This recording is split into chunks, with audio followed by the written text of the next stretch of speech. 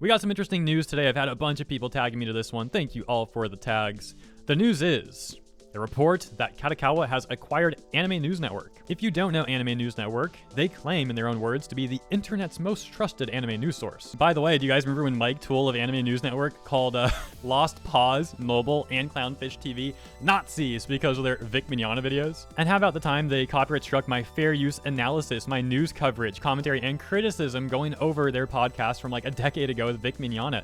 Guess they didn't like what I had to say, but silencing me didn't work, because with the help of Ricada Law, we submitted a counteraction and defeated Anime News Network's copyright strike, YouTube siding with us. And the at the time CEO of the company tweeted about it afterwards, tweeting about me. A weird situation, man. That's just a couple things, although those are important things. It's not like me bringing up some nonsense from years ago. No, this was like stuff involving potential litigations and legal matters and things like that.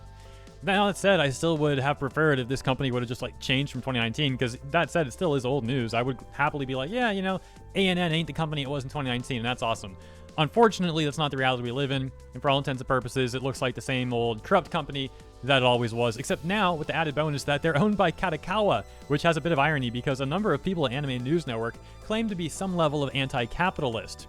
And now here they are getting bought out by Kadokawa, a company that is in part owned by Tencent and Sony, some of the most capitalist companies in the planet.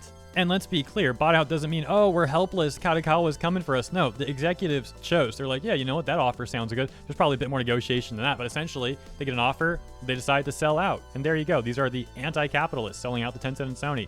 I don't want to go off on too big of a tangent about that. There's just so much hypocrisy, so routinely, from outspoken people that are somewhat well known regarding capitalism. Why is it? You see influencers as well. They talk about hating rich people and capitalism, and then it's like a year later they're bragging about their $1 million apartment or their fancy car. It's like, critique capitalism all you want, that's fine. But when you become a hypocrite, literally purveying capitalism while simultaneously saying it's bad, that's going to raise some questions, rightfully so. Anyways, guys, I got to be at the gym in 40 minutes. Got some Muay Thai training. It's going to go well. It's going to be fun.